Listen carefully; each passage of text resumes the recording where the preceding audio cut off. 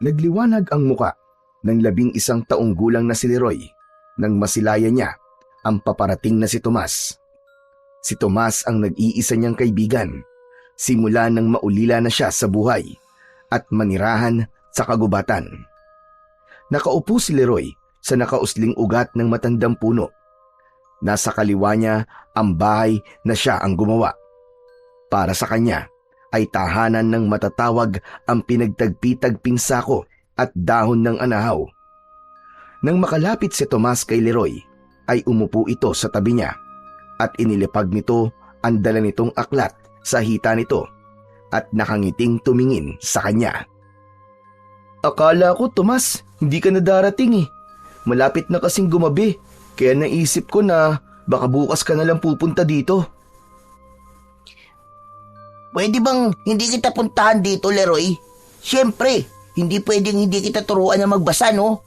Malapit na kasi ang graduation namin, kaya simula ngayon ay late na kaming nakakauwi mula sa school.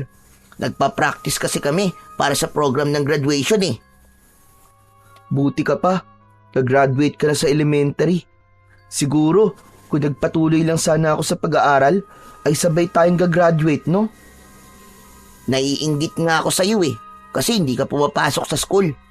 Kung ako lang ang masusunod, ay nako, hindi na ako mag-aaral. Nakakatamad kaya? Ano ka ba, Tomas? Maswerte ka nga eh, kasi nakakapag-aral ka. Maraming bata na kagaya ko na hindi nakakapag-aral, kaya sigurado nang walang magandang mangyayari sa akin kapag malaki na ako. Hoy Leroy, huwag ka magsasalita ng ganyan. Marami kayang hindi nakapagtapos ng pag-aaral pero mayaman na ngayon. Basta, huwag kang mawalan ng pag-asa. Malay mo, may swerteng biglang dumating din sa buhay mo, Leroy. Hindi ako umaasa sa swerte, Tomas eh. Mas umaasa ako sa plano ng Diyos sa akin. Ang lalim mo naman magsalita. Mag-uusap na lang ba tayo o hihiramin mo tong aklat ko? Bahagyang natawa si Leroy. Kinuha na niya ang aklat ni Tomas sa school. Binuklat niya yon at naghanap siya ng isang kwentong nakapaloob sa aklat.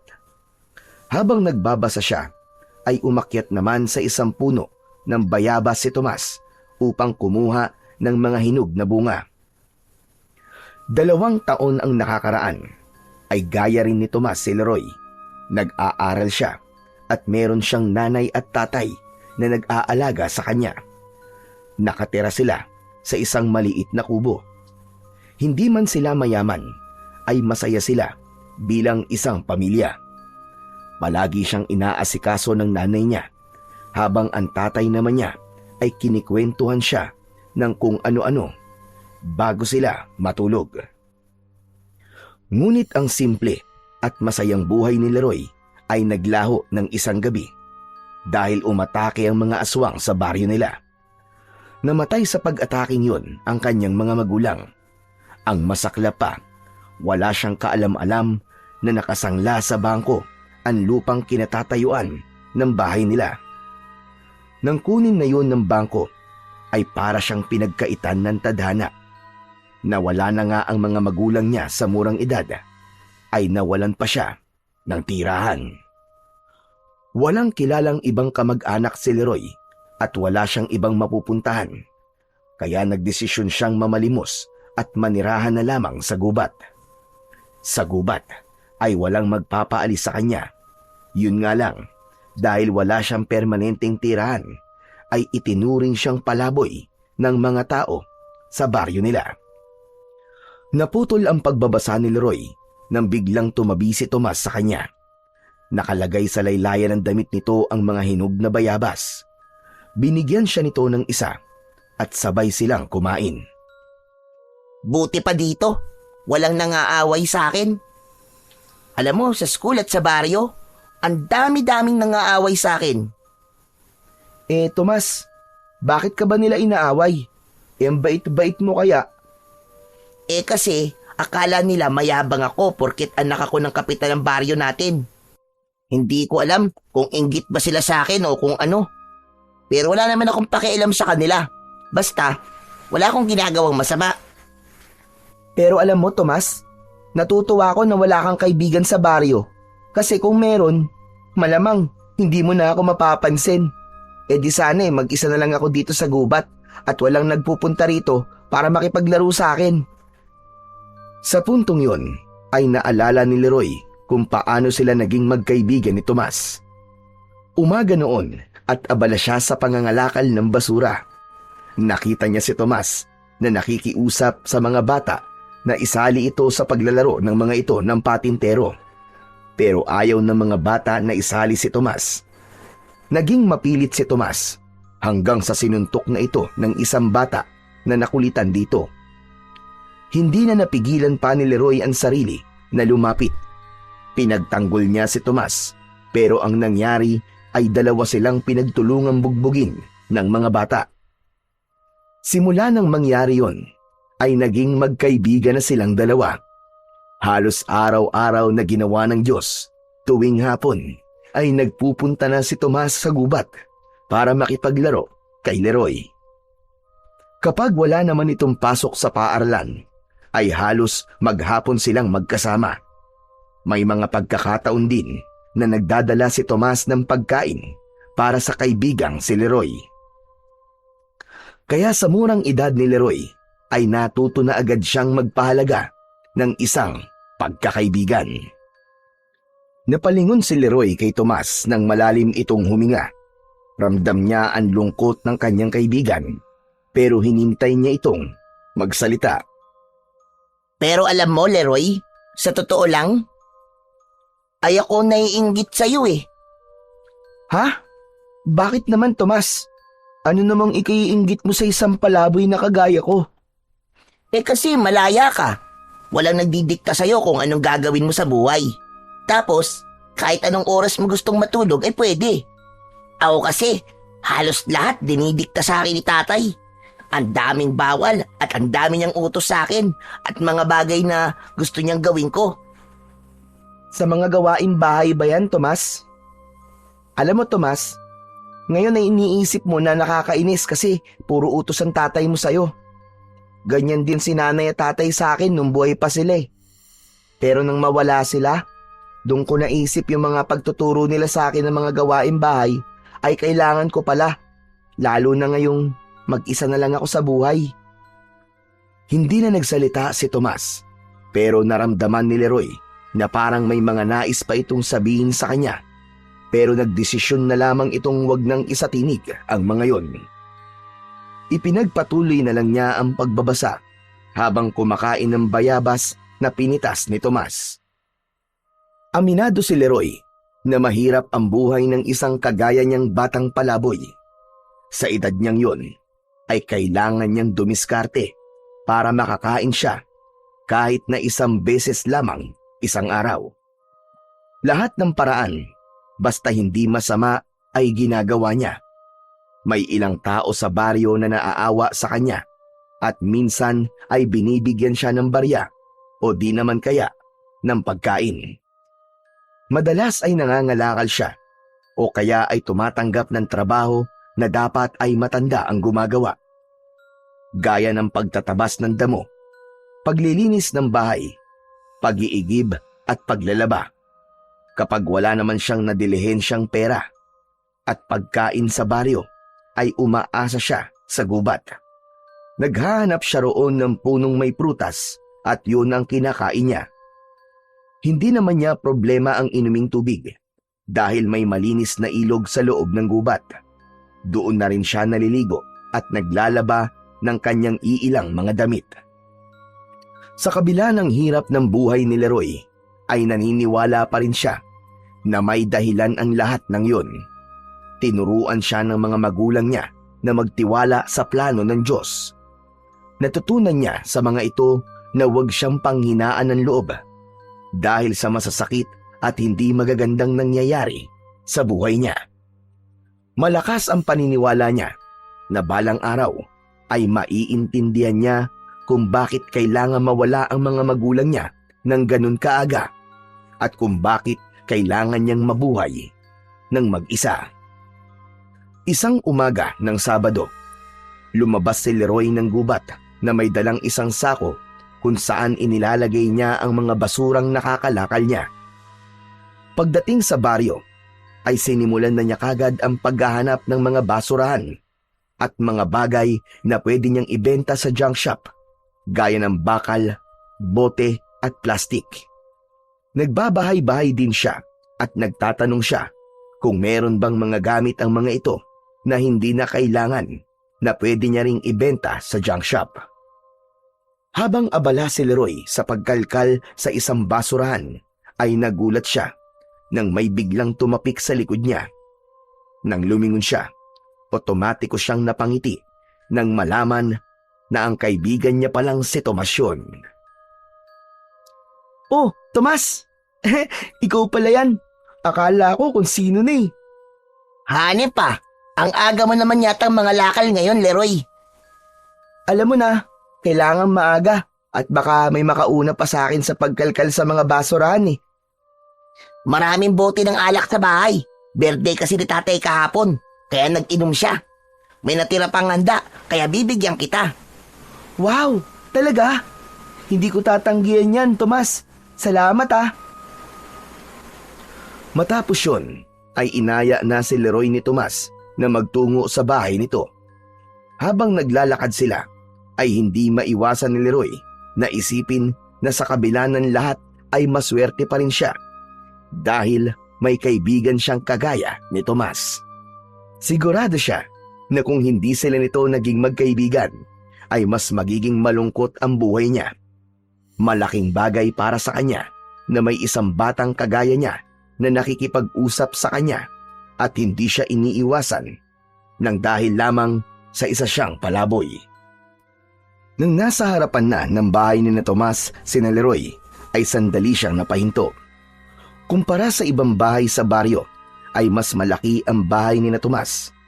Gawa yun sa semento at ang bubong ay yero. May isang puno ng mangga sa harapan na may nakasabit na duyan na gawa sa gulong.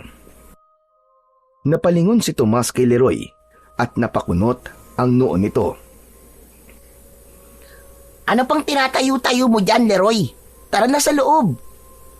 Kasi, sigurado ka bang papapasukin ako sa bahay nyo? Bakit naman hindi? Ang dumi-dumi ko kasi, Tomas eh. Baka makita ako ni Kapitan Mauricio tapos mapagalitan ka pa. Ano ka ba naman, Leroy?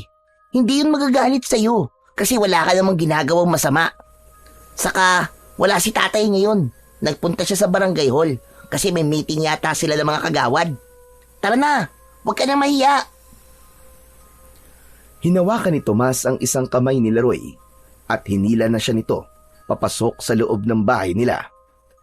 May pag-aalinlangan man ay sumunod na lang siya sa matalik niyang kaibigan. Maayos at malinis ang loob ng bahay nila Tomas. Pinaupo siya ni Tomas sa upuang gawa sa kawayan. Oh, diyan ka lang ha. Ikukuha lang kita ng pagkain sandali. Hintayin mo ako dyan. Nakangiting tumango si Leroy. Nagtungo sa kusina si Tomas at hindi nagtagal ay may dala na itong isang pinggan na may pansit at tinapay. May dala rin itong isang basong tubig. Inabot nito yon sa kanya at agad siyang nagsimulang kumain dahil ang totoo ay gutom na talaga siya dahil kagabi pa siya hindi kumakain. Oh, Leroy, bago ka umuwi, ipagbabalot pa kita para may pagkain ka rin mamaya. Salamat talaga, Tomas ha. Sobrang bait mo sa akin. Mabait ka rin naman sa akin eh. Habang kumakain, ay napansin ni Leroy ang isang litrato na nakasabit sa dingding. Sa litrato ay naroon ang isang babae na may kargang bata. Inginuso ni Leroy ang litrato kay Tomas.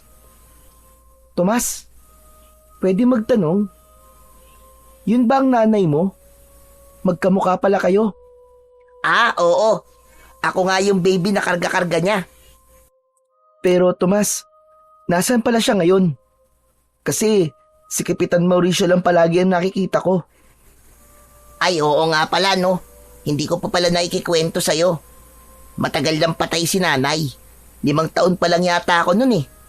Nagkasakit siya tapos hindi na naagapan. Sorry at natanong ko pa. Parehas na pala tayong walang nanay, Tomas. pero mas lamang pa rin ako sa'yo kasi wala na rin akong tatay. Natawa si Tomas sa biro na yon ni Leroy. Napansin kasi ni Leroy na biglang nalungkot ang kaibigan niya nang mapag-usapan nila ang nanay nito, kaya naisipan niyang magbiro. Oo nga pala. Baka makalimutan ko pa. Yung mga bote ng alak, kukunin ko lang sa likod Nasaan nga pala yung sako mo? Para doon ko na lang ilalagay ng diretsyo. Nandun sa labas, Tomas. Pero ako nang kukuha. Nakakahiya naman sa'yo. Pinakain mo na nga ako tapos ikaw pa ang gagawa nun. Ano ka ba naman? Ayos lang yun. Kumain ka lang dyan. Tapos, kung gusto mo pa ay kumuha ka na lang dun sa kusina. Marami pang pansit dun. Sayang naman kung mapapanis lang. Lumabas na si Tomas ng bahay habang si Leroy ay naiwan sa sala na kumakain ng pansit at tinapay. Dahil sa gutom, ay mabilis niyang naubos ang mga yon. Medyo gutom pa siya, kaya hindi na siya nagdalawang isip na magtungo sa kusina upang kumuha pa uli ng pansit. Nakita niya ang malaking kawali na may laman na pansit na nakapatong sa lutuan. Sumandok siya ng pansit at habang ginagawa niya yon, ay nagulat siya nang may biglang nagsalita sa likuran niya. Nabitiwan ni Leroy ang pinggan at nabasag yon. Sino ka? Anong ginagawa mo rito sa loob ng pamamahay ko? Mabilis na humarap si Leroy. Nilukob siya ng takot nang makita niya si Kapitan Mauricio. Matangkad ito at medyo payat ang katawan. Makapal ang bigote nito at manipis na ang buhok. Sa takot ni Leroy ay hindi niya nagawang magsalita. Galit na lumapit si Kapitan Mauricio sa kanya at hinawakan nito ang braso niya ng mahigpit. Sandali lang. Parang namumukhaan kita. Hindi ba ikaw yung batang palaboy? Aba, pumapasok ka na pala ngayon sa bahay ng may bahay, Gusto bang ikulong kita? Magpapaliwanag pa sana si Leroy nang biglang dumating si Tomas. Agad nitong hinawakan ang laylayan ng damit ng kapitan. Tay! Hindi po pumasok dito si Leroy nang hindi po nagpapaalam. Ako po nagpapasok sa kanya. Ano ka mo, Tomas? At bakit ka naman nagpapapasok ng palaboy dito sa bahay natin? Tignan mo nga, ang dumi-dumi niya, no? Isa pa, baka mamaya ay magnakaw yan dito. Hindi ka talaga nag-iisip, no, Tomas? Kung gusto mo siyang pakainin, sa labas mo siya bigyan ng pagkain. Hindi mo na siya kailangan dalhin dito sa loob ng bahay natin. Pero tay, kaibigan ko po si Leroy Wala naman pong masama kung papapasukin ko po siya dito sa bahay natin. Saka mabait po siya, tay. Hindi po siya magnanakaw. Nakikipagkaibigan ka sa isang palaboy? Pambihira ka naman, Tomas. Ang dami-daming bata dito sa baryo. Bakit hindi ka sa kanila makipagkaibigan? Napayuko si Tomas sa tanong na yon ng tatay nito. Naramdaman naman ni Leroy na hindi yun kayang sagutin ni Tomas, kaya nahinuha niyang hindi pa alam ni Kapitan Mauricio ang ginawa ng mga bata sa baryo sa anak nito. Kapitan, mawalang galang na po. Alam ko po ang dahilan kung bakit hindi po nakikipagkaibigan si Tomas sa mga bata po dito. Palagi po kasi siyang inaaway ng mga bata dito sa baryo. Kasi iniisip po nila na mayabang siya porket anak po siya ng kapitan. Tumahimik ang palaboy ka, Hindi ikaw ang kinakausap ko. Tay, totoo po ang sinasabi niya. Lahat po ng bata dito inaaway po ko at ayaw po nila akong isali kapag naglalaro po sila. Si Leroy po nagtanggol sa akin nung isang beses pong inaway po ako ng mga bata, kaya po naging magkaibigan kaming dalawa. Sandaling natahimik si Kapitan Mauricio. Tila tinitimbang nito ang mga nalaman nito. Hindi nagtagal ay isang malalim na paghinga ang pinakawalan nito. Tumingin ito kay Leroy. Ikaw, umuwi ka na kung may bahay ka pa. Opo, pasensya na rin po kung nabasag ko po ang pinggan nyo. Tomas, alis na ako . Salamat ulit sa pansit at tinapay. Napapahiyang lumabas si Leroy sa bahay ni na Tomas. Kinuha niya ang sako sa labas na may lamang mga bote ng alak. Inabahan siya para kay Tomas dahil baka pagalitan o paluin ito ng tatay niya. Pero naiintindihan niya kung bakit tutol si Kapitan Mauricio na maging magkaibigan sila ni Tomas. Wala naman sigurong magulang ang gugustuhin na isang pulubi o palaboy ang kalaro ng anak nito. Matapos mga lakal, ay nagtungo na si Leroy sa junk shop upang ipagbenta ang mga kalakal na nakuha niya sa araw na yon. Alam niya na malaki-laki ang kikitain niya dahil sa dami ng bote ng alak na ibinigay ni Tomas. Tama ang hinala niya dahil naka-100 piso siya. Masaya na siya kapag ganon ang kinikita niya sa pangangalakal dahil para sa kanya ay malaking halaga na yon. Habang naglalakad si Leroy ay iniisip niya kung bigas ba o tinapay ang bibilhin niya. Naisip niya na tinapay na lang dahil kung bigas pa ay poproblemahin pa niya ang ulam. Papunta na sana siya sa isang tindahan nang mapansin niya ang mga batang tila may pinagkakaguluhan. Nakuha nun ang pansin ni Leroy at medyo lumapit siya sa mga bata. Hindi makapaniwala si Leroy nang makita niya ang isang matandang lalaki na may mahabang puting buhok at mahabang balbas at bigote na puro puti na rin ang pinagkakatuwaan ng mga bata. May kumukurot dito at itinutulak ito. Sa tuwing tatayo ang matandang lalaki ay bigla itong itutulak ng mga bata at kapag muli itong napaupo sa lupa ay lumalakas ang tawanan ng mga bata. Kahit hindi kilala ni Leroy ang matandang lalaki, ay hindi yon naging dahilan para hindi niya ito tulungan. Matapang siyang lumapit sa matandang lalaki at itinulak niya isa-isa ang mga batang naroroon. Ano? Lalaban kayo?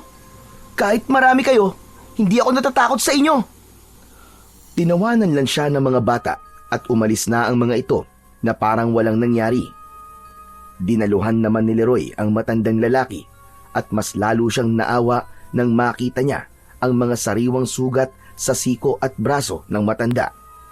Bakas sa mukha nito ang labis na hirap. Naku, tatang. Ayos lang po ba kayo? Kaya niyo po bang tumayo? Mga walang hiyang mga bata na yun. Walang paggalang sa matatanda.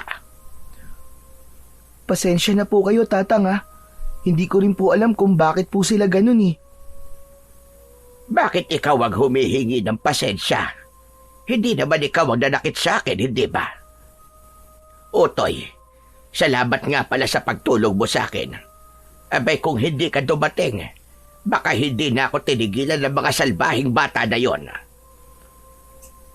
Dinampot ng matandang lalaki ang isang bagay na noon lang nakita ni Leroy.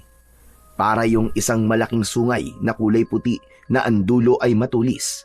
Ang hula niya ay sungay yun ng elepante base sa itsura nun. Habang tumatayo ang matanda ay nakaalalay siya rito dahil pakiramdam niya anumang sandali ay matutumba ito. Sandali, tatang. Saan po ba kayo nakatira? Gusto niyo po ba iatid ko na po kayo sa inyo? Sana nga ay meron pa akong bahay na mauuwian. Pero wala na akong bahay, Utoy. Pag-alagala na lamang ako sa kung saan-saan hanggang sa mapunta ko sa lugar na ito. Kawawa naman po pala kayo, tatang. Hindi ba kawawa ka rin naman? Sa tingin ko ay katulad mo rin ako na walang bahay at mag-isa na lamang sa buhay. Hala, paano niyo po nalaman yun, tatang? Manghuhula po ba kayo? Sa itsura mo bang yan na madungis at mabaho? Kung may nag-aalaga ba sa'yo at may bahay ka, ay ganyan ba kaya ang magiging itsura mo? Sa bagay po, tama po kayo, tatang. Parehas na nga po pala tayo na wala nang kasama sa buhay at wala rin pong bahay. Sandali po, ano po bang pangalan niyo, tatang? Ako si Goryo. Ikaw, sino ka? Leroy po ang pangalan ko. Kung ganun, tatawagin ko na lang po kayong Tatang Goryo. Matapos na makilala ni Leroy si Tatang Goryo, ay napansin niya ang bahagyang panginginig nito. Nang tanungin niya kung nagugutom ba ito at sinabi nito na oo, ay hindi na siya nag-atubili na ibili ito ng tinapay at soft drinks. Hindi na niya inisip na mababawasan ang pera niya para sa ibang tao dahil sapat na sa kanya ang matulungan sa maliit na paraan si Tatang Goryo. Simula nang tulungan ni Leroy si Tatang Goryo, ay naging madalas na ang kanyang hindi sinasadyang pagkikita nila. Kahit kapos si Leroy sa pagkain, ay hindi siya nagdadalawang isip na ibahagi kay Tatang Goryo ang kaunting pagkain na meron siya. Sa simpleng pagtulong niya na yon, ay naramdaman niyang may halaga pa rin siya at kahit palaboy siya, ay kaya niya pa rin gumawa ng tama at tumulong sa kapwa. Ngunit hindi maiwasang malungkot ni Leroy nang napansin niyang ilang araw nang hindi nagpupunta si Tomas sa gubat para makipaglaro o makipag-usap man lang sa kanya. Naisip niya tuloy na baka pinagbawalan na itong makipagkaibigan sa kanya ng ama nitong si Kapitan Mauricio. Masakit man yun para sa kanya, ay wala siyang nagawa kundi tanggapin na lamang ang mapait na katotohanan na hindi talaga maaaring maging kaibigan ng isang normal na bata ang gaya niya na isang palaboy. Isang hapon, nasa labas ng bahay-bahayan niya si Leroy habang kumakain ng mangga. Nasa tabi niya si Tatang Goryo. Ito ang nagdala sa kanya ng mangga na anito ay ibinigay dito ng isang tindera sa palengke. Habang kumakain ay nakatulala si Leroy. Hindi niya pa rin kasi lubos maisip na hindi na siya pinupuntahan doon ng kaibigan niyang si Tomas. Ay, nako! Ang asim naman yata ng manggang ito. Kasing asim ng mukha mo, Leroy. Ano po? Bakit ba naman kasi ganyan ang mukha mo, Utoy? Kanina ko pa napapansin na ang lungkot-lungkot mo. May nangyari bang hindi maganda? Kasi Tatang Goryo, yung kaibigan ko pong si Tomas, ilang araw na po siyang di nagpupunta dito eh. Dati naman po, halos tuwing hapon po nandito siya. Siya lang po kasi ang kaibigan ko na nakatira po sa baryo. Halos lahat po kasi ng bata ron, salbahe po eh. May dahilan ba para hindi na siya makipagkita sa'yo? Hindi agad nakasagot si Leroy. Naalala niya ang huling beses na nagkita sila ni Tomas at yun ay sa bahay nito habang naroon si Kapitan Mauricio. Yung tatay po kasi ni Tomas, mukhang ayaw niya po na nakikipagkaibigan po sa akin ng anak niya. Kasi nga po, isa lamang po akong palaboy. Aba! Kung ako ang tatay ng kaibigan mo, ay hahayaan ko na makipagkaibigan sa iyo ang anak ko. Kumpara naman sa mga bata sa baryo na yon, ay di hamak na napakalayo ng kabaitan mo sa mga yon. Pero sa tingin ko, ay hindi ka pa kilala ng tatay ng kaibigan mo, Leroy. Pero sigurado ko na kapag nakilala ka niya ng lubusan, gaya ng pagkakakilala ko sa iyo, ay baka ampunin ka pa noon. Maniwala ka sa akin. Bahagyang natawa si Leroy sa sinabi sa kanya ni Tatang Goryo. Kumagat siya ng mangga habang ninunguya niya yon ay tumuon ang pansin niya sa bagay na palaging dala ng matandang lalaki. Sandali Tatang, matanong ko lang po. Sungay po ba ng elepante ang lagi niyo pong daladala? Yung parang patusok po na kulay puti? Inuwa ni Tatang Goryo ang bagay na tinutukoy ni Leroy at matiim nito yung tinignan. Sa tansya ni Leroy ay may 10 dangkal niya ang haba nun. Tama ka. Sungay nga ito ng elepante. Pero Tatang Goryo, paano po kayo nakakuha ng ganyan? Sa pagkakatanda ko po, nung nag-aaral pa po ako sa eskwelahan, bawal daw pong putulin ang sungay ng elepante. Mahabang kwento, Leroy, kung bakit ako meron dito. Pero siguro ay sasabihin ko sa iyo ang kwentong yon sa tamang panahon. Kasi aalis na ako. Sa'yo na yung mga natirang mangga, ha? Tumayo na ang matanda at pinagpagan nito ang puwitan nito. Tatang, ano po kaya kung dito na lang po kayo tumira kasama ko. Total, kung saan-saan lang naman kayo natutulog eh. Salamat na lang. Pero mas gusto ko ang palakad-lakad. Pero huwag kang mag-alala. Kapag naisipan ko, ay babalik ako rito lalo na't alam kong malungkot ka dahil hindi ka na dinadalaw ng sinasabi mong kaibigan mo. Sige po, Tatang. Kayo na po ang bahala. Pero kapag nagbago po ang isip nyo, sabihan nyo lang po ako. Welcome na welcome po kayo rito sa bahay-bahayan ko kahit anong oras. Maraming salamat sa iyo, Leroy. Talagang napakabuti mong bata. O siya, paano? Mauuna na ako.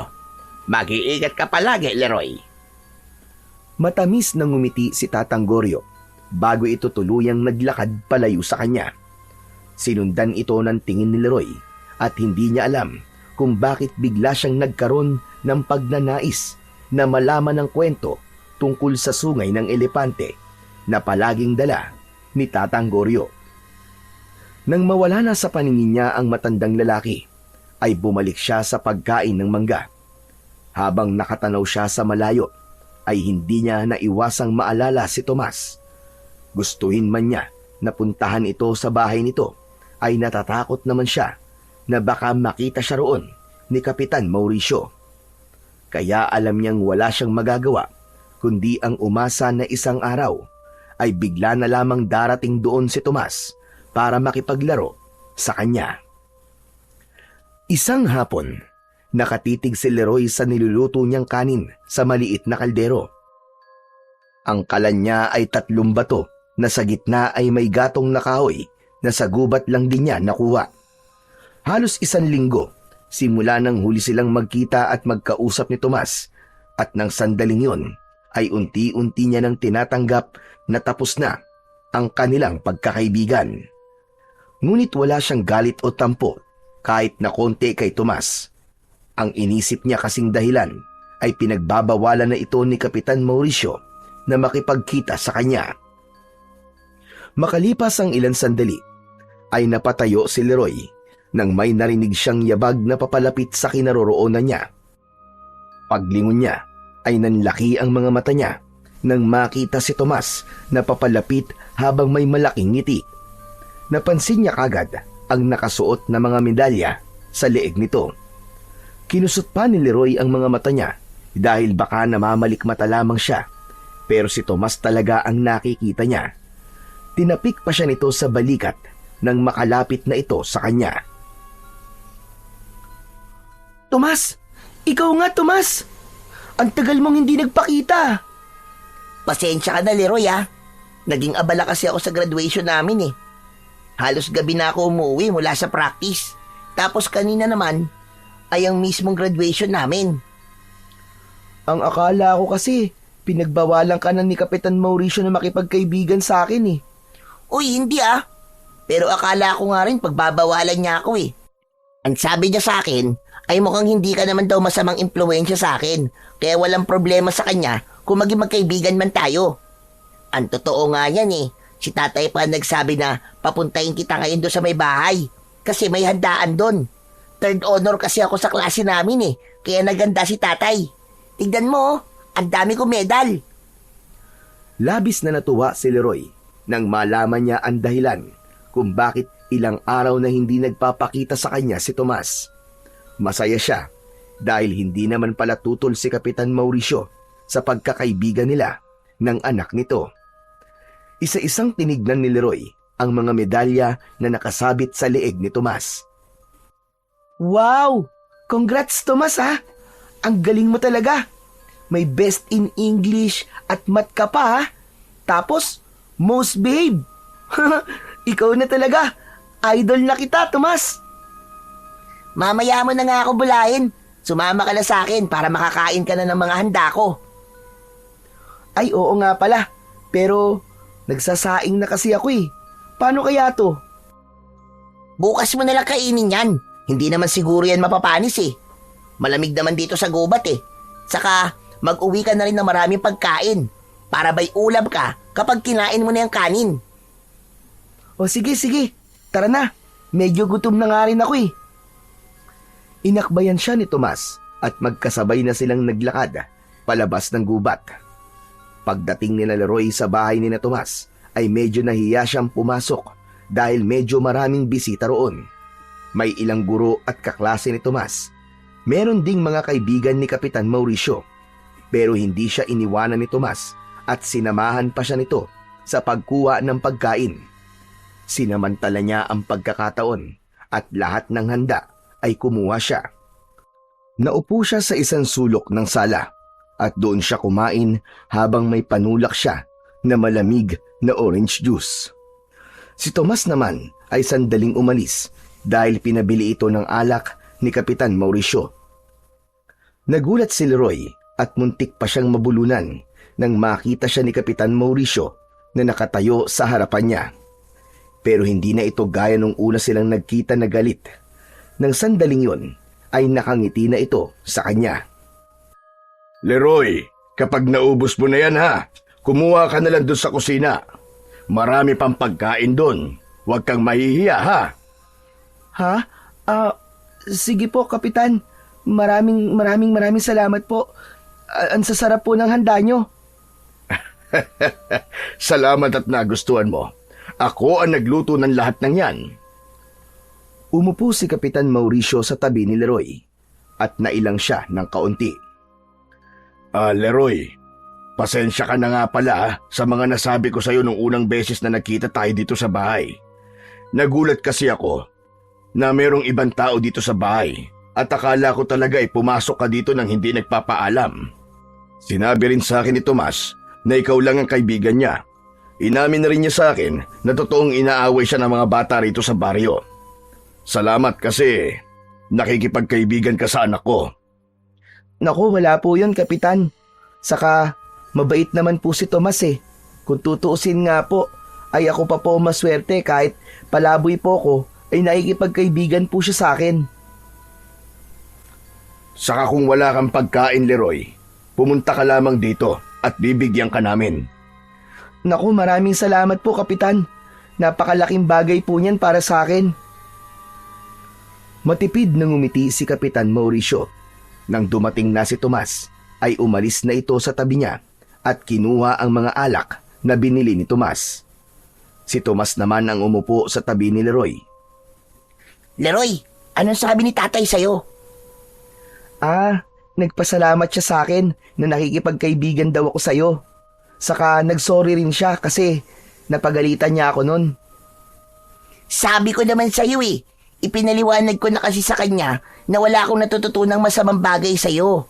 Saka isinumbong ko na rin yung mga nangaaway na mga bata sa akin dito sa baryo. Mabuti naman. Sana maaksyonan nyo ni Kapitan kasi mali na inaaway ka nila nang dahil sa napakababaw na dahilan. Sos, wala na akong pakialam. Kahit hindi na sila kausapin ni tatay. Wala naman akong balak na makipagkaibigan sa iba eh. Ay teka, diyan ka lang ha. Kukuha rin ako ng pagkain ko para masabayan kita. Tumango si Leroy at nagtungo na si Tomas sa kusina. Habang hinihintay niya si Tomas na bumalik, ay hindi niya napigilang mapangiti. Napakasaya niya ng mga sandaling yon. Sapagkat simula nang maging palaboy siya, ay yun ang unang beses na nakaramdam siya ng ganung pagtanggap, maliban sa pagtanggap na ginawa sa kanya ni Tomas. Kaya naman, nangako si Leroy sa sarili na gagawin niya ang lahat para maipakita kay Kapitan Mauricio na hindi nagkamali si Tomas sa pagpili sa kanya na maging kaibigan nito. Simula noon ay naging maganda na ang pakikitungo ni Kapitan Mauricio kay Leroy. Minsan, kapag nagkakasalubong sila sa daan, ay binibigyan siya nito ng pera o hindi naman kaya ay pagkain kapag meron itong dala. Hindi na rin ito nagagalit kapag naglalaro sila ni Tomas sa bahay nito. Sa unang pagkakataon, naramdaman ni Leroy na tinanggap na siya ng isang taong may kapangyarihan sa baryo. Ngunit isang umaga, habang kalaro ni Leroy si Tomas, ay napansin niya na wala itong gana. Hanggang sa mga sumunod na araw ay ganun pa rin si Tomas. Madalas itong nakatulala o hindi kaya ay parang wala sa sarili. Naisa na itong kausapin ni Leroy tungkol doon, pero naisip niya na baka pagod lang ito o kaya naman ay sadyang wala lang sa mood. Ganun pa man, hindi naalis ni Leroy sa isip niya na baka may hindi sinasabi ang kaibigan niya sa kanya. Mag-isang kumakain si Leroy sa bahay-bahayan niya. Magana siyang kumakain dahil ang ulam niya ay bigay ni Kapitan Mauricio. Menudo yun na napakasarap ng pagkakaluto at napakalambot ng karne. Habang kumakain siya, ay dumating si Tatang Goryo na dala na naman ang sungay ng elepante. Aba, mukhang ang sarap ng pagkain mo ngayon ah. Umupo si Tatang Goryo sa labas ng bahay-bahayan ni Leroy. Kayo pala, Tatang Goryo. Opo, galing po ito kay Kapitan Mauricio. Kain po tayo, Tatang. Sige lang, kumain ka lang dyan. Kakatapos ko lang, Utoy. Dinalaw lang kita rito dahil ilang araw na tayong hindi nagkikita eh. Baka sabihin mo nakalimutan na kita. Kumusta ka? Ano na ang nangyari sa'yo? Ayos lang po ako, Tatang Goryo. Masaya po ako kasi nagkikita na po ulit kami ni Tomas at payag na po ang tatay niya na maging magkaibigan po kami. Aba, mabuti naman kung ganun. Pero bakit parang may bumabagabag yata sa'yo?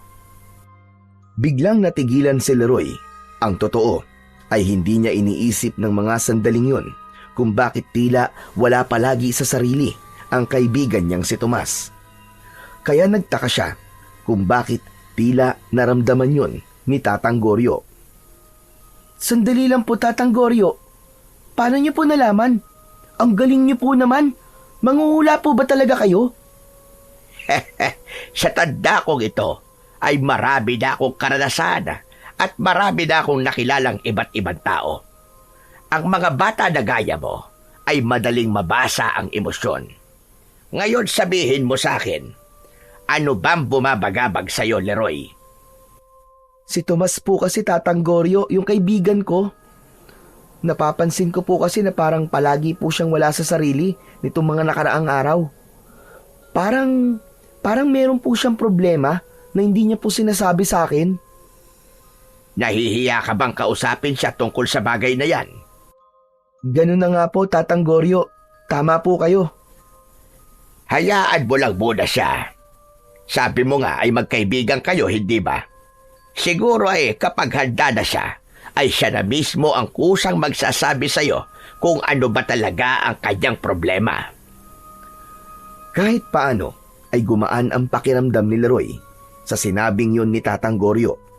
Napagtanto niya na kung meron nga talagang problema si Tomas, ay ito mismo ang magsasabi sa kanya dahil siya lang ang nag-iisa nitong kaibigan.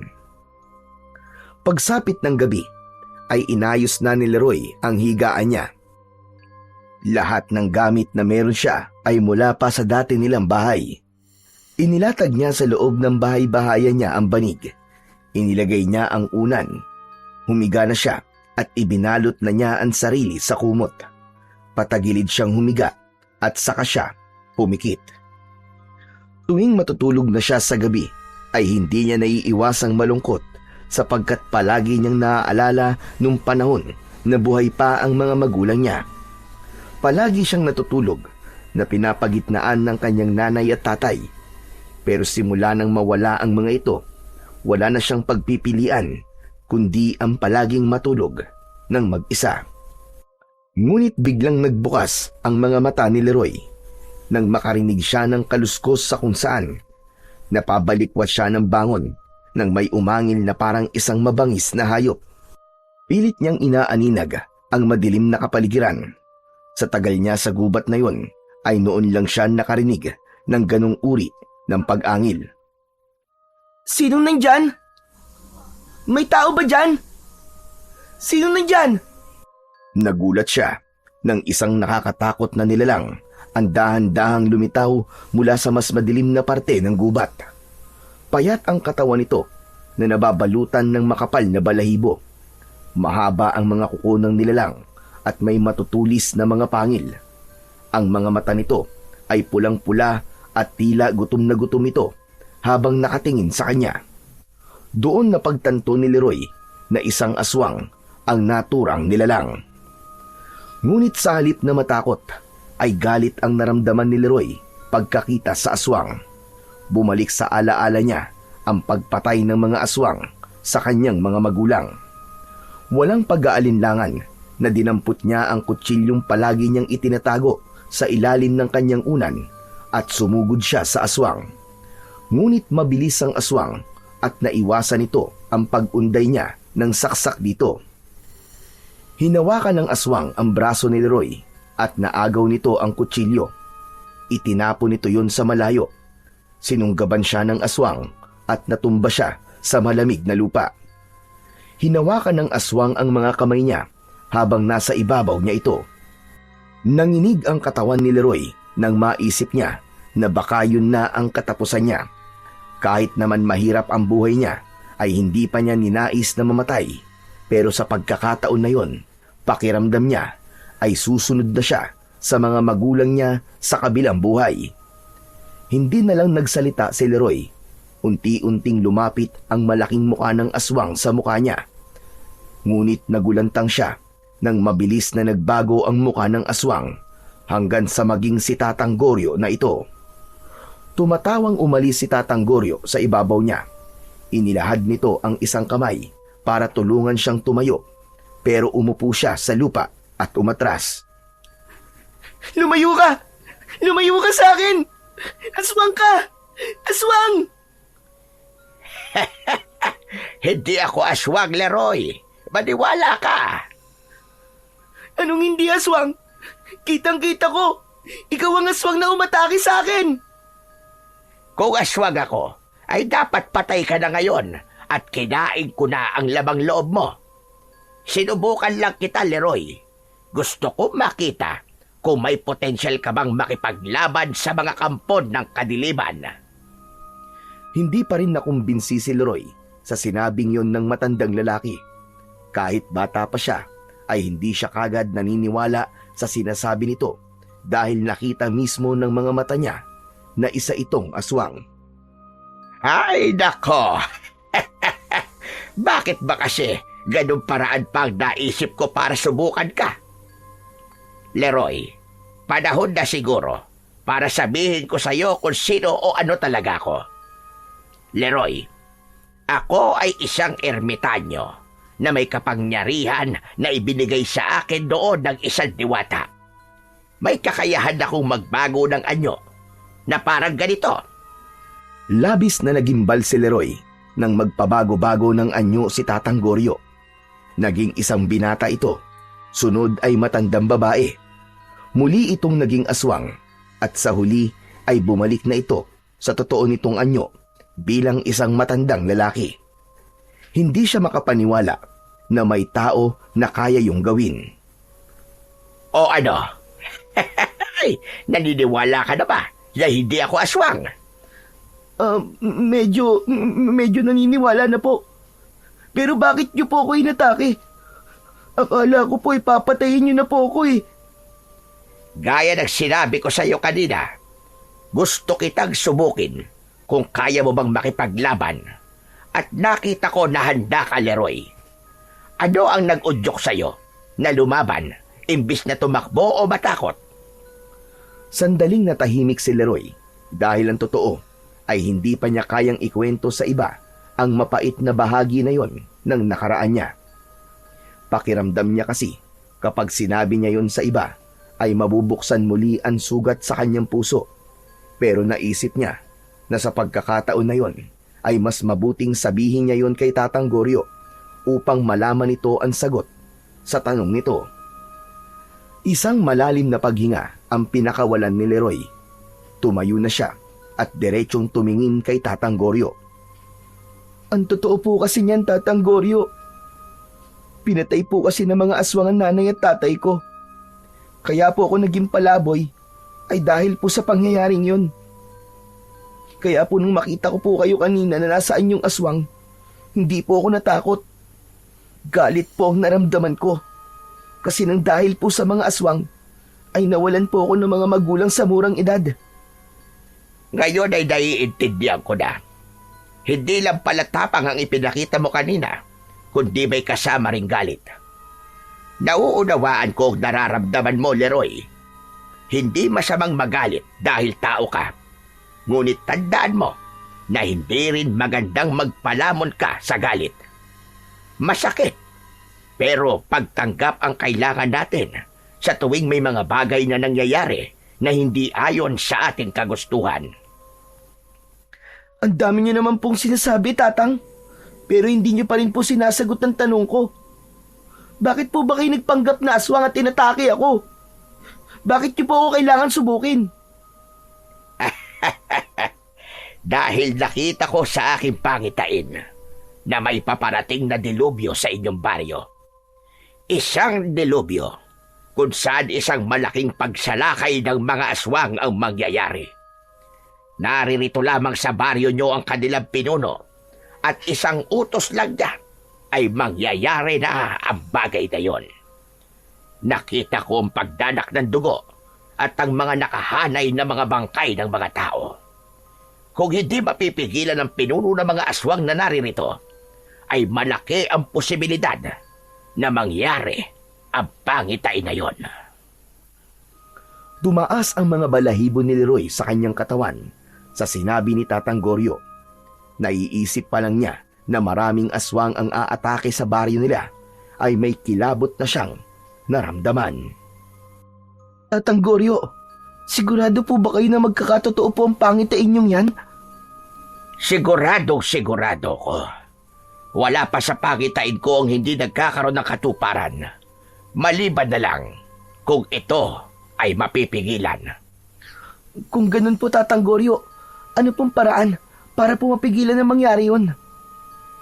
Walang ibang paraan kundi patayin ang pinuno ng mga aswang na nagtatago dito sa inyong baryo. Nararamdaman ko nandito siya at nakikisalamuha bilang isang tao. Wala nga lang akong kakayahan na tukuyin kung sino siya. Pero matutulungan kita sa isang bagay, Leroy. Yun ay ang bigyan ka ng isang mabisang sandata kung sakaling makakaharap mo ang pinuno ng mga aswang. Ano po? Sandali lang po, Tatang. Anong sinasabi niyo po na ako po ang haharap sa pinuno ng mga aswang? Tama ka. Ikaw ang pinili ko, Leroy. Nakita ko ang tapang sa iyong puso at ang busilak mong pagkatao. Yan ang mga katangian na hinahanap ko para sa isang tao na pagkakalooban ko ng sungay ng elepante. Napatingin si Leroy sa sungay ng elepante na hawak ni Tatang Goryo, ngunit wala roon ang kanyang atensyon. Bakit po ako? Bata pa lang po ako, Tatang eh. Kanina nga po muntik na po akong mapatay. Tapos, ang gusto niyo po makipaglaban pa ako sa pinuno ng mga aswang. Ayoko po, Tatang Goryo. Maganap na lang po kayo ng iba na mas karapat dapat po kaysa sa akin. Hindi lang ako ang pumili sa iyo, kundi maging ang sungay ng elepante. Kailanman ay hindi ito nagkakabali ng taong hahayaan itong gamitin ito. At wala sa edad o kasarian ang pagiging tagapagtanggol. Nasa laman yan ng puso at malinis na hangarin. Maniwala ka sa akin, Leroy. Ikaw ang makakapigil na mangyari ang dilubyong nagbabadyang mangyari sa inyong baryo. Iniabot ni Tatang Goryo sa kanya ang sungay ng elepante, ngunit hindi niya yon tinanggap. Pero Tatang Goryo, kung papayag po ako, paano ko naman po magagamit ang sungay ng elepante sa pakikipaglaban? Ito ay hindi nagmula sa isang normal na elepante lamang. Ito ay sungay ng elepante na alaga ng isang makapangyarihang diwata. Bukod sa kapangyarihan na magbago ng anyo, ay ipinagkaloob din niya ito sa akin upang ibigay sa mga taong karapat-dapat. Hindi ikaw ang unang gagamit nito, Leroy. Marami na akong pinagkalooban ng sungay na elepante na ito at lahat sila ay nagtagumpay sa kanilang misyon. Kaya kung ayaw mong bumagsak ang baryo nyo at pagharian ito ng mga aswang, ay tatanggapin mo ang sungay ng elepante at hahanapin at papatayin mo ang pinuno ng mga aswang na nananahan sa inyong baryo. Hindi agad nagsalita si Leroy. Matagal siyang nakatitig sa sungay ng elepante na hawak-hawak ni Tatang Goryo. Tila may boses na nagsasabing kunin niya yon, ngunit nag-aalangan siya sapagkat hindi niya alam kung kaya ba niya ang ganong kabigat na responsibilidad. Ngunit ang katotohanan na may mga aswang nasasalakay sa baryo nila ay isang nakakatakot na bagay. Sa baryong yun siya isinilang at lahat ng alaala ng kanyang mga magulang ay naroon. Makalipas ang ilang sandali ay isang desisyon na ang nabuo kay Leroy. Tatang Goryo, hindi pa po ako sigurado pero tinatanggap ko na po ang sungay ng elepante. Pero tatang, hindi po ako marunong gumamit ng ganyan sandata. Huwag kang mag-alala. Dahil sa oras na ipinagkaloob ko to sa'yo, ay gagabayan ka nito. Papalakasin nito ang iyong katawan at magiging maliksi ang iyong mga galaw. May basbas din na makapangyariang diwata ang sandatang ito, kaya mabisa itong panlaban sa mga aswang. Ilahad mo mga kamay mo, Leroy. Tumalima si Leroy sa sinabi ng matanda. Matapos niyang ilahad ang mga kamay niya, ay maingat na ipinatong ni Tatang Goryo ang sungay ng elepante doon. Nakaramdam ng kakaibang init si Leroy mula sa sungay ng elepante. Dumaloy ang init na yon ng mabilis papunta sa iba't ibang parte ng kanyang katawan. Bilang unang tagapangalaga ng makapangyarihang sungay ng elepante, ipinagkakaloob ko ang sandatang ito sa iyo, Leroy. Naway gamitin mo ito sa tama at mabuti. Ipagtanggol mo ang mga walang laban. Gabayang kanawa ng ating amang lumikha. Matapos yung sabihin ni Tatang Goryo, ay nawala ang bigat ng sungay ng elepante sa mga kamay ni Leroy. Hinawakan niya ang dulo nun at nagkaroon siya ng pakiramdam na parabang alam na kagad niya kung paano yun gamitin. Malaki ang tiwala ko sa iyo, Leroy. Simulan mo nang hanapin ang pinuno ng mga aswang at paslangin mo siya gamit ang sandata na iyong hawak. Hangad ko ang iyong tagumpay, bata. Magsasalita pa sana si Leroy, ngunit tumalikod na si Tatang Goryo at naglakad palayo. Wala na siyang nagawa, kundi sundan ito ng tingin hanggang sa tuluyan na itong nilamon ng kadiliman. Simula ng ipagkaloob ni Tatang Goryo kay Leroy ang mahiwagang sungay ng elepante, ay hindi na muling nagpakita ang matanda sa kanya. Para itong bula na bigla na lamang nawala, na walang iniwang bakas at walang paalam. Ganun pa man, ay buong puso nang tinanggap ni Leroy ang responsibilidad na iniwan ito. Araw-araw siyang pumupunta sa mas malalalim na bahagi ng gubat habang dala ang sungay ng elepante. Sinanay niya ang sarili sa paggamit nun bilang isang sandata. Kasabay ng pagsasanay ni Leroy, ay sinimulan na rin niya ang paghahanap sa pinuno ng mga aswang na nasa kanilang baryo. Tahimik niyang inoobserbahan ang galaw ng bawat isa at lahat ay iniisip niya na maaaring yun ang hinahanap niya. Kahit bata pa siya, batid niyang ang digmaang yun ay hindi lamang laban ng lakas, kundi ng tiyaga at talas ng pakiramdam. Isang hapon, tahimik na nakaupo si Leroy sa labas ng kanyang bahay-bahayan. Hawak niya ang mahiwagang sungay ng elepante at pinagmamasdan niya yon ng matiim. Alam niya na kailangan na niyang malaman kung sino ang pinuno ng mga aswang na nagkukubli bilang tao sa baryo nila. Kailangan niya yung magawa habang hindi pa nangyayari ang pangitain ni Tatang Goryo. Naisa na ni Leroy na makausap si Tatang Goryo, pero hindi pa rin ito nagpapakita sa kanya. Ramdam niya na nais talaga nitong subukan ang lakas at kakayahan niya, kaya hinahayaan lang siya nito sa mga sandaling yon. Napalingon si Leroy sa kaliwa nang may narinig siyang yabag ng paa. Napatayo siya nang makita niya si Tomas na paparating. Bagsak ang balikat nito at sa kabila ng ngiti nito ay kita niya ang pagkabahala sa mga mata nito. Sinalubong ni Leroy ang kanyang kaibigan. O Tomas, alam mo bang ang dami ng bunga ng puno ng kaimito na malapit sa ilog? Tara, manguha tayo. Sa ibang araw na lang, Leroy. Tinatamad ako eh.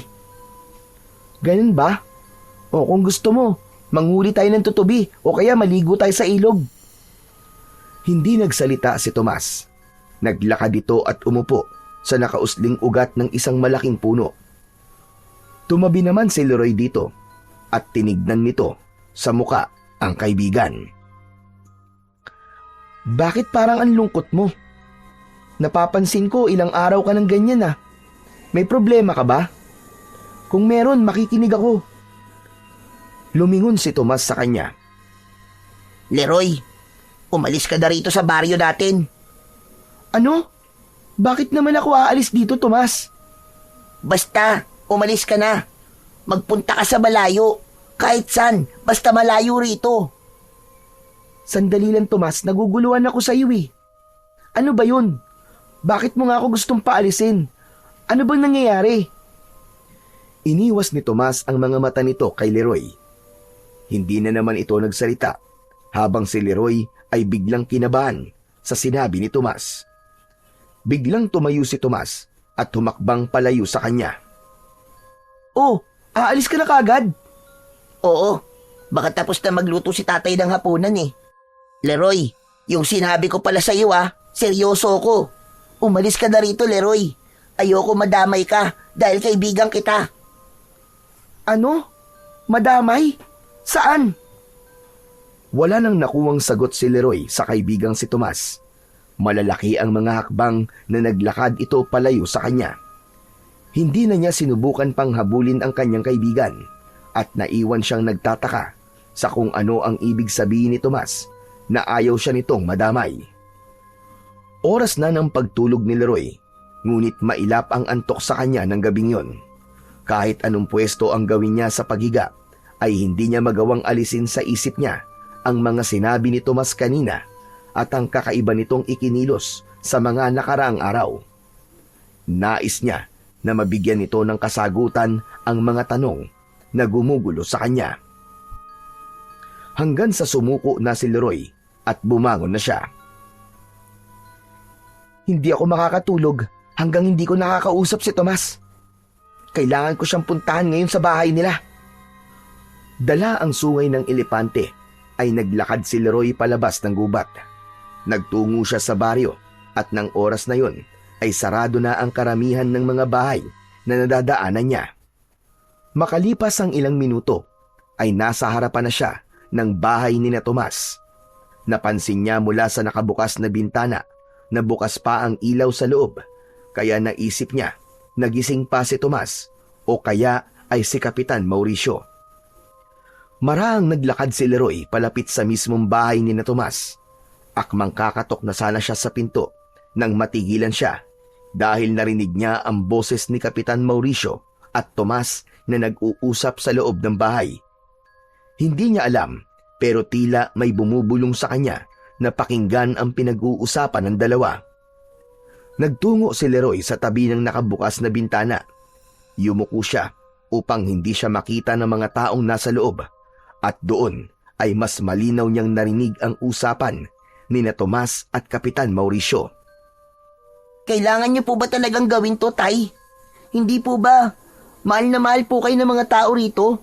Dahil simula nang kayo ang naging kapitan dito, ay naging maayos na po ang baryo natin. Ginawa ko yon para makuha ko ang loob nila, Tomas. At huwag mo na akong pipigilan pa sa gagawin ko. Kailangan sumalakay ang mga aswang sa baryong ito upang maging pugad ito ng ating lahi. At bilang ako ang pinuno ng mga aswang, ay kailangan kong gawin ang tungkulin na yon para sa ating mga kauri. Pero Tay, kung sasalakay po dito mga aswang, marami pong mamamatay. Yun ang nararapat, Tomas. Pero hindi lahat ay papatayin ko dahil ang iba ay gagawin kong alipin. Gusto kong maging mas mataas ang lahi natin sa mga tao. Sisimulan ko yon sa baryong ito. Kaya tigilan mo na ako sa kakapilit na huwag ituloy ang aking nais na mangyari. Natigilan si Leroy sa kanyang mga narinig. Pakiramdam niya ay binuhusan siya ng malamig na tubig nang malaman niya mismo sa bibig ni Kapitan Mauricio na ito ang pinuno ng mga aswang na tinutukoy ni Tatang Goryo. Napagtanto niya na kaya siya nahihirapan na malaman kung sino ang pinuno ng mga aswang ay dahil hindi niya inisip na si Kapitan Mauricio yon, dahil tatay ito ng matalik niyang kaibigan. Doon niya napagtanto na kaya wala si Tomas sa sarili nito nung mga nakaraang araw ay dahil nalaman nito ang plano ni Kapitan Mauricio. Kaya siya nito nais umalis ay dahil nais siya nitong iligtas. Base sa narinig niya ay tutol si Tomas sa plano ng kanyang ama. Sa pagsapit ng kabilugan ng buwan, ay mangyayari na ang pagsalakay ng mga aswang, Tomas. Nais kong manood ka sa gagawin ko at ng ating mga kauri. Kailangan mong makita kung paano kami pumatay ng mga tao. Dahil kapag nasa ustong edad ka na, ay sasalinan na kita ng pagiging aswang. Ayoko, tay. Ayoko maging aswang. At huwag mo sabihin na kauri mo ko dahil hindi mo ako kadugo. Akala niyo ba hindi ko alam na hindi mo naman talaga ako totoong anak? Anak ako ng nanay ko sa ibang lalaki. At kanino mo naman narinig ang kasinungalingang yan? Sa nanay ko po bago po siya namatay. Sinabi niya sa akin ang lahat. Gusto niyang umalis ako sa poder mo. Pero bata pa ako nun. At hindi ko pa kayang mabuhay ng mag-isa. Kaya hindi ako papayag na isalin mo sa akin ang pagiging aswang mo dahil hindi mo ako anak. Nang sandaling yon, ay hindi na nakatiis na sumilip ni Leroy sa bintana. Nanlaki ang mga mata niya nang biglang sinampal ni Kapitan Mauricio si Tomas. Sa lakas ng sampal ay natumba si Tomas at pumutok ang labi. Wala kang utang na loob. Magpasalamat ka at pinalaki kita at binuhay kita kahit anak ka ng nanay mo sa pagkakasala. Kaya bilang kabayaran sa pagtataksil ng ina mo, ay wala kang magagawa kundi tanggapin na darating ang panahon na magiging kagaya rin kita. Mabilis na yumuko si Leroy nang mapansin niyang mapapatingin si Kapitan Mauricio sa bintana. Napapitlag siya nang biglang sumarado ng malakas ang bintana. Hindi na rin siya nagtagal doon dahil baka mahuli pa siya ng kapitan. Tahimik siyang naglakad papalayo, dala ang mga revelasyon na parang bombang sumabog sa kanyang harapan. Nang makarating si Leroy sa bahay-bahayan niya sa gubat, ay pabalik-balik siyang naglalakad sa iisang direksyon. Hindi siya mapakali.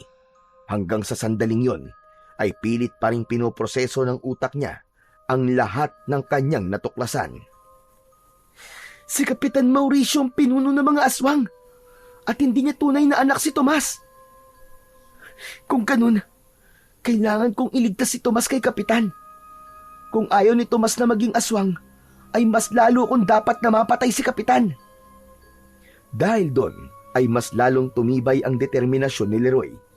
Hindi na lang yun laban para sa mga tao sa baryo nila, kundi laban na rin yun para sa buhay ng kanyang nag-iisang kaibigan na si Tomas.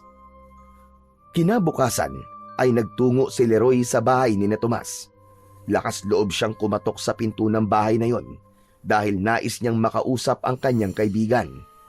Gusto niyang malaman ito na handa siyang tulungan ito kung gusto nitong tumakas o lumayo kay Kapitan. Alam niya na sa pagkakataon na yon ay higit siyang kailangan ni Tomas. Ngunit nakailang katok na si Leroy ay wala pa rin nagbubukas ng pinto. Napatitig siya sa seradura at nang ikuti niya yon ay nalaman niya na hindi yon nakakandado. Binuksan niya ang pinto at tuluyan na siyang pumasok. Nang pagsilip niya ay wala siyang nakitang tao. Tomas? Tomas, nandito ka ba? Ako to, si Leroy. Tahimik ang buong bahay at walang nakuwang sagot si Leroy hanggang sa napatingin siya sa isang pinto na nakasarado. Lalapit na sana siya roon nang bigla niyang narinig ang maotoridad na boses ni Kapitan Mauricio. Anong ginagawa mo rito, Leroy? At sino nagbigay sa'yo ng permiso na pumasok ka dito? Ay, sorry po, Kapitan. Pero kumakatok po kasi ako kanina eh. Kaya alam po wala po nagbubukas ng pinto. Hindi po kasi nakalak yung pinto kaya pumasok na po ako. Hindi ka ba tinuruan ng mga magulang mo na kahit hindi nakakandado ang pinto ng bahay ng ibang tao, ay wala ka pa rin karapatan na pumasok dito nang hindi nagsasabi? Sa bagay, wala ka na nga palang mga magulang, kaya hindi na nakapagtataka. Labis ang gulat ni Leroy sa paraan ng pakikipag-usap ni Kapitan Mauricio sa kanya. Samantalang dati ay napakabait na nito sa kanya. Gusto niya itong sagutin ng pabalang pero nanaig pa rin sa kanya ang pagiging kalmado. Pasensya na po talaga, Kapitan. Hinahanap ko lang po kasi si Tomas kasi maglalaro po kami.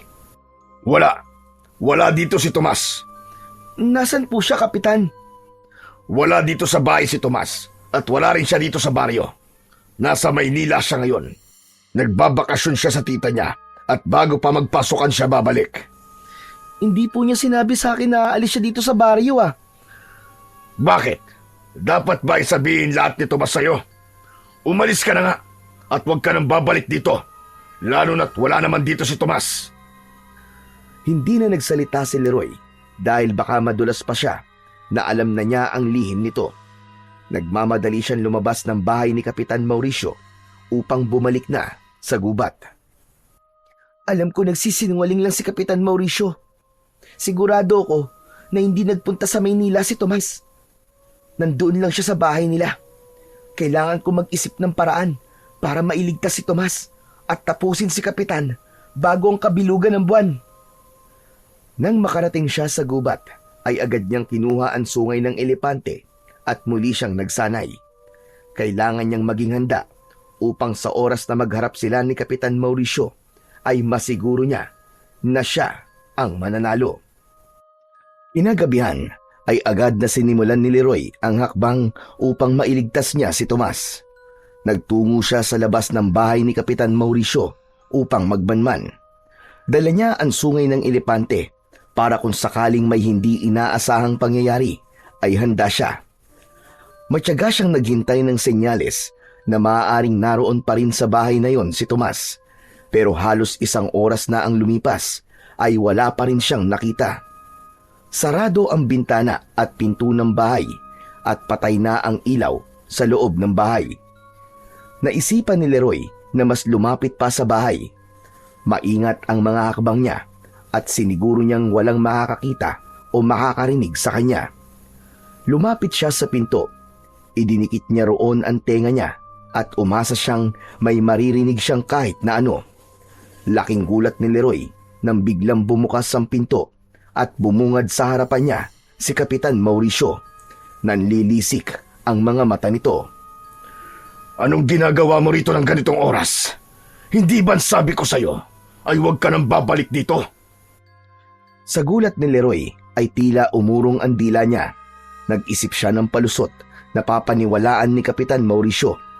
Hindi nito maaaring malaman na nandoon siya para magmanman at alamin kung nasa bahay pa rin ba si Tomas. Ano batang palaboy? Bakit hindi ka makapagsalita? Ano po kasi, nagugutom po ako. Kagabi pa po ang huling kain ko eh. Wala po kasi akong nakalakal kanina, kaya wala po akong pambili ng pagkain. Nandito po ako para sana humingi po ng makakain. Matiim siyang tinignan ni Kapitan Mauricio. Kulang na lang ay kumawala ang puso ni Leroy sa kanyang dibdib sa labis na kaba. Panay ang dasal niya na sana ay wag magduda ang kapitan sa kanya dahil kapag nalaman nito ang totoong dahilan kung bakit siya naroon, ay siguradong mapapahamak siya. Halika, pumasok ka at kumain sa kusina. Talaga po? Maraming salamat po, Kapitan. Ang bait niyo po talaga. Hindi na nagsalita si Kapitan Mauricio. Tumalikod na ito at naglakad patungo sa kusina. Pumasok na si Leroy sa bahay at pasimple niyang iginala ang paningin sa paligid. Mabilis niya yung ginawa dahil baka mapansin siya ng kapitan. Pagdating niya sa kusina ay umupo na siya. Binigyan siya ni Kapitan Mauricio ng kanin at pritong tilapia. Pagkatapos mong kumain ay umalis ka na. At ang gusto ko, ito na ang huling beses na pupunta ka rito. Tapos na ang pagtulong namin sa iyo ni Tomas. Masyado ka nang umaabuso at ultimo 10 oras ng gabi ay nagpupunta ka rito para makikain. Nako, sorry po talaga Kapitan Mauricio. Hindi po kasi ako makatulog dahil po sa gutom eh. Pero kailan po ba ang balik ni Tomas? Nakakamiss po kasi siya. Wala na po kasi ako makalaro eh. Babalik siya rito bago magsimula ang klase. Sige na, bilisan mo na ang pagkain dyan at hugasan mo yung pinagkainan mo pagkatapos. Nakangiting tumango si Leroy at sinimulan niya ng kumain, habang si Kapitan Mauricio naman ay pumasok sa isang kwarto. 2 ang kwarto ron at alam niya na ang isang pinto ay ang silid ng kanyang kaibigan. Habang kumakain ay nakatitig sa pintong yun si Leroy at tila nais niyang tumayo at pasukin ang naturang silid. Yun nga lang ay pinapangunahan siya ng takot na mahuli siya ni Kapitan Mauricio. Iba na rin ang pakiramdam ni Leroy habang nasa loob siya ng bahay ni Kapitan Mauricio at hindi na yun kagaya ng dati na kampante siya.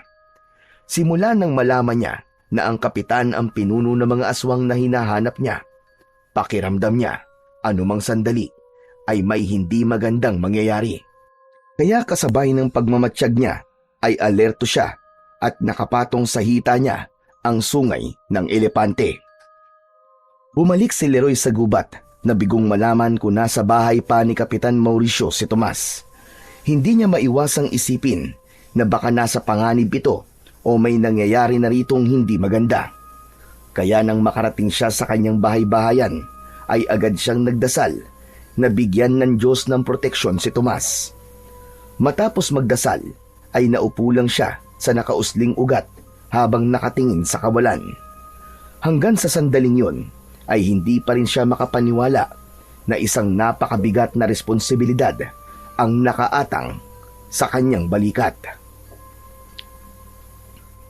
Bakit kasi hindi pa nagpapakita si Tatang Goryo sa akin hanggang ngayon? Kung kailan kailangan ko siya, saka naman siya biglang nawala. Parang pinagtitripan niya ako ah.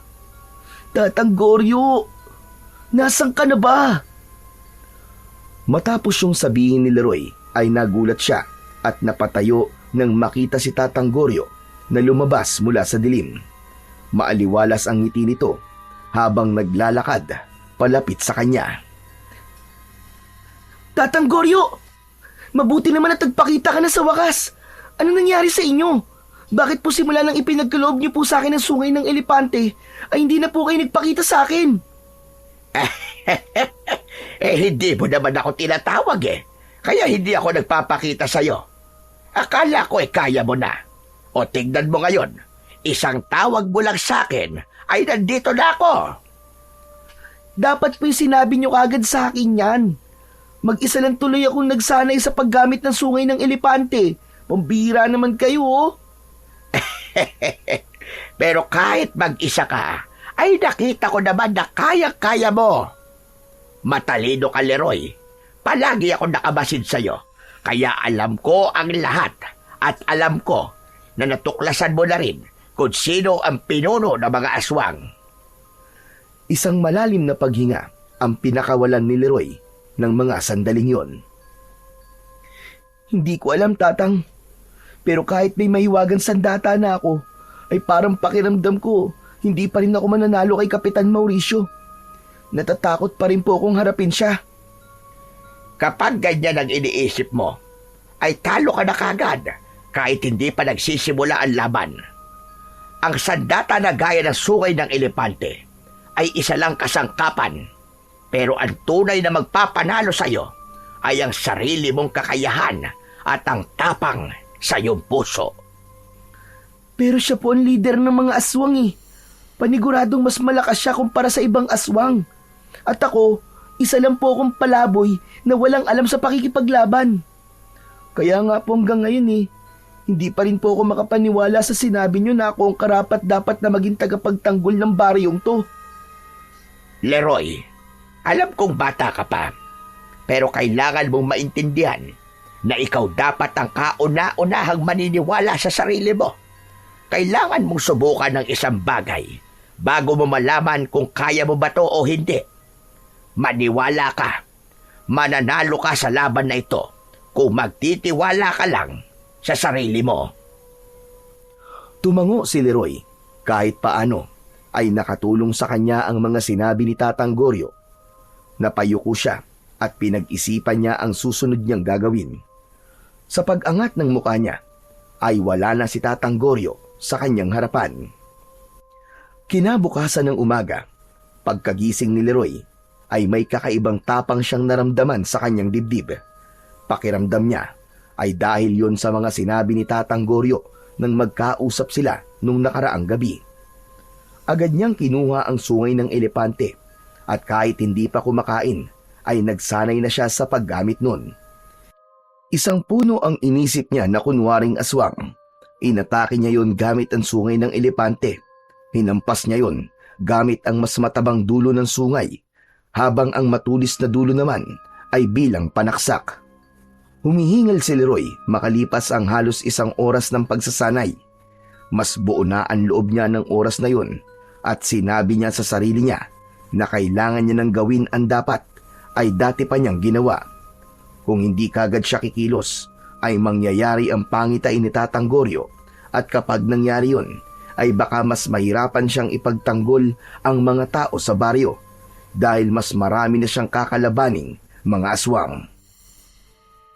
Matapos magsanay ng konting oras, ay nagtungo muli si Leroy sa bahay ni Kapitan Mauricio. Nagmatsyag siya sa hindi kalayuan. Alam niya na sa mga oras na yon ay aalis ang kapitan para magtungo sa barangay hall. Hindi nga nagtagal ay lumabas na si Kapitan Mauricio mula sa bahay at naglakad palayo. Wala nang sinayang na sandali si Leroy. Nang makita niya na malayo na ang kapitan, ay lumapit siya sa bahay nito. Umikot siya sa paligid ng bahay at hinanap niya ang bintana na sa kwarto ni Tomas. Kinatok niya ang bintana ng 3 beses. Tomas? Tomas, nandiyan ka ba? Tomas! Wala siyang nakuwang sagot. Kung nandiyan ka sa loob, ay gumawa ka ng ingay. Katukin mo ng 3 beses tong bintana. Naghintay ng ilang segundo si Leroy. Malakas ang kabog ng dibdib niya habang naghihintay ng pagkatok mula sa loob. Ngunit wala pa rin siyang narinig. Siguro nga'y wala talaga dito si Tomas. Tumalikod na si Leroy, pero nakakaisang hakbang pa lamang siya nang may kumatok ng 3 beses mula sa loob ng bahay ni Kapitan Mauricio. Bumangon ang pag-asa sa puso niya at bumalik siya sa tabi ng bintana. Tomas! Tomas, ikaw ba yan? 3 katok ang sumagot sa kanya. Kailangan mo ba ng tulong, Tomas? Muli ay nakarinig si Leroy ng 3 magkakasunod na pagkatok. Huwag ka mag-alala. Ililigtas kita. Bahagyang lumayo si Leroy sa bintana. Maigpit niyang hinawakan ang sungay ng elepante gamit ang 2 niyang kamay. Itinapat niya ang matulis na dulo nun sa bintana at ubod lakas niya yung isinaksak doon. Agad na nabutas ang bintana. Sunod na ginawa niya ay paulit-ulit niyang hinampas ang mas matabang dulo ng sungay sa bintana. Sa lakas ng pagkakahampas niya ay 3 beses niya lang yun hinampas. Nasira na kagad ang bintana. Pagsilip ni Leroy sa loob ay hindi siya makapaniwala sa kalagayan ni Tomas doon. Nakatali ang mga kamay nito at maging ang mga paa. May piring ang mga mata nito at may busal sa bibig. Kaya pala hindi ito makapagsalita ay dahil doon. Pumasok siya mula sa sinira niyang bintana at una niyang inalis ang piring at busal sa bibig ni Tomas. Iyak nang iyak si Tomas nang makita nito si Leroy. Tulungan mo ako, Leroy. Ayoko na dito. Si tatay, isa siyang aswang. At plano niyang utusan na sumalakay dito sa baryo ang mga alagad niyang aswang. Tulungan mo ako, Leroy. Alam ko, Tomas. Alam ko na yun. Narinig ko ang pag-uusap niyo nung gabi na pumunta ako rito. Kasi kakausapin sana kita para tanungin kung bakit gusto mong umalis ako dito sa baryo. Alam ko na rin na hindi ka niya anak. Pero saka na tayo mag-usap? Kailangan makaalis na tayo dito bago pa bumalik si Kapitan Mauricio. Mabilis na kinalag ni Leroy ang pagkakatali ng mga kamay at paa ni Tomas. Inilalayan niya itong makatayo at makalabas mula sa bintana. Nasilaw si Tomas nang sumalubong dito ang liwanag sa labas. Napagtanto ni Leroy na matagal itong nakapiring dahil hindi ito sanay sa liwanag. Magkahawak ng kamay na patakbong lumayo sina Leroy at Tomas sa bahay ni Kapitan Mauricio. Pagdating nila sa bahay-bahayan ni Leroy sa gubat, ay pinainom muna niya ng tubig si Tomas. Hinayaan niya itong makabawi ng lakas kahit paano. Ano ba nangyari at itinali ka ni Kapitan Mauricio? Tutol kasi ako sa gusto niyang mangyari, Leroy. Tinakot ko siya. Nasasabihin ko sa mga tao ang sikreto niya, kaya itinali niya ako at ikinulong sa bahay. Ayoko na dito, Leroy.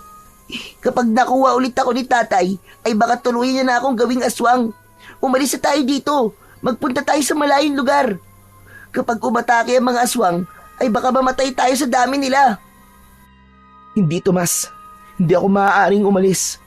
May tungkulin ako na kailangan gampanan sa baryo natin. Ikinalulungkot ko, pero kailangan kong harapin at patayin ang tatay mo para hindi na matuloy ang pagsalakay ng mga aswang dito sa baryo. Wala na akong pakialam kung anong gagawin mo sa kanya. Dahil alam kong hindi niya ako itinuring na anak. Tsaka hindi naman niya talaga ako anak eh. Inalagaan niya lang ako para sa pansarili niyang interes. Pero Leroy, paano mo lalabanan ng isang pinuno ng mga aswang? Hindi sa minamaliit kita, pero baka mamatay ka lang. Wala kang dapat na ipag-alala, Tomas. Dahil may ibinigay na sandata sa akin ng isang ermitanyo, si Tatang Goryo. Ano? Sino naman si Tatang Goryo? Siya yung matandang lalaki na tinulungan ko noon. May kapangyarihan siya. At sabi niya sa akin, ay ako daw ang pipigil sa pagsalakay ng mga aswang dito sa baryo natin. Kinuha ni Leroy ang sungay ng elepante at ipinakita niya yon sa kaibigan niyang si Tomas. Ipinaalam niya rito ang pinagmulan ng makapangyarihang sandata na yon at kung paano niya yon magagamit sa pakikipaglaban sa mga aswang. Pero Leroy, sigurado ka bang kaya mong talunin si tatay? Kailangan kong subukan, Tomas. Pero ikaw, sigurado ka ba na ayos lang sa'yo na patayin ko siya? Oo, sigurado na ako, Leroy. Kung hindi siya mawawala, ay mas maraming tao ang mamamatay. Sa kagaya ng sinabi ko kanina, ginamit lang naman niya ako para magpatuloy ang lahi niya. Ayoko na magpagamit sa kanya, Leroy. Kaya kung kaya mo siyang tapusin mo na siya. Patayin mo siya. Marahang tumango si Leroy at tinapik niya sa balikat ang kaibigan niyang si Tomas, na hanggang sa sandaling yon ay bakas pa rin ang labis na takot sa muka. Pagsapit ng gabi ay nakaupo si Leroy sa nakausling ugat, habang si Tomas naman ay pinatago niya dahil may hinala sila na pupunta si Kapitan Mauricio roon para hanapin si Tomas. Hawak niya ang sungay ng elepante ng mga sandaling yon, at kung kailanganin niya yung gamitin sa tunay na laban, ay alam niyang handa na siya. Hindi nga nagkamali si Leroy dahil makalipas lamang ang ilang sandali ay dumating na si Kapitan Mauricio na may dalang lampara. Tumayo si Leroy at sinalubong niya ang matalim na tingin ng kapitan. Hoy, ikaw na palaboy ka! Magsabi ka nga sa akin ng totoo. Ikaw ba ang tumulong sa anak ko para makatakas? Hindi ka ba kinikilabutan na tinawag mong anak si Tomas? Walang ama ang itatali at ikukulong ang anak niya. At wala ring ama na gugustuhin na maging halimaw ang anak niya. Oo, Kapitan. Alam kong ikaw ang pinuno ng mga aswang at sisiguraduhin ko na ngayong gabi ay magwawakas na ang kasamaan mo. Kahanga-hanga ang tapang mo. Pero anong laban ang kagaya mo sa isang tulad ko? Bahagyang napaatras si Leroy nang sa isang kisap mata ay nag-anyong aswang si Kapitan Mauricio. Lumaki ang katawan nito at nadagdagan ang taas nito. Nagmistula itong halimaw na may mapupulang mga mata at mga ngipin na matutulis na kayang pumunit ng laman. Tutal, mukhang alam mo na rin ang lahat. Ay wala na akong ililihim sa'yo. Bibigyan pa kita ng pagkakataon, Leroy. Sabihin mo kung nasan si Tomas. Kapag sinabi mo sa akin kung nasan siya, ay hahayaan kitang mabuhay. Ikaw ang bibigyan ko ng pagkakataon, Kapitan. Huwag mo nang ituloy ang pag-utos mo sa mga alagad mong aswang na sumalaki dito sa baryo. At kapag ginawa mo yun, ay hahayaan kitang mabuhay. Talagang pinapahaga mo ko. Pero yung tapang mo na yan, ang papatay sa'yo. Mali ka, Kapitan. Nagkakamali ka. Dahil ang tapang na to, ito ang tatapos sa'yo. Sa isang iglap ay umatake ang aswang kay Leroy. Mabilis ito, pero mas mabilis si Leroy. Naiwasan niya ang matatalim nitong kuko. Umatras siya at tumalon papunta sa aswang. Buong puwersa niyang itinarak ang sungay ng elepante sa balikat ng aswang. Malakas na napasigaw ang aswang. Matalim ang mga matang tumingin ito kay Leroy at naramdaman na lamang niya ang pagbaon ng mga kuko nito sa tagiliran niya. Agad na binunot ni Leroy ang sungay ng elepante sa aswang at umatras muna siya ng ilang hakbang. Anong klaseng sandata yan? Sa tingin mo ba ay magagawa mo ko mapatay gamit lang ang sungay ng kung anong hayop? Hindi nagsalita si Leroy. Sinapu niya ang sugat niya sa tagiliran. Ramdam niya ang pag-agos ng dugo mula roon. Pero hindi niya hinayaan na panghinaan siya ng loob.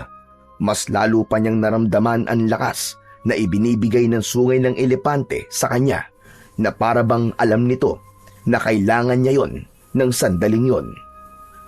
Mabilis na tumakbo si Leroy papunta sa pinuno ng mga aswang. Iniumang nito ang mga kuko nito, pero nang malapit na siya sa aswang ay pumihit siya sa kanan at pumesto sa likod ng kalaban.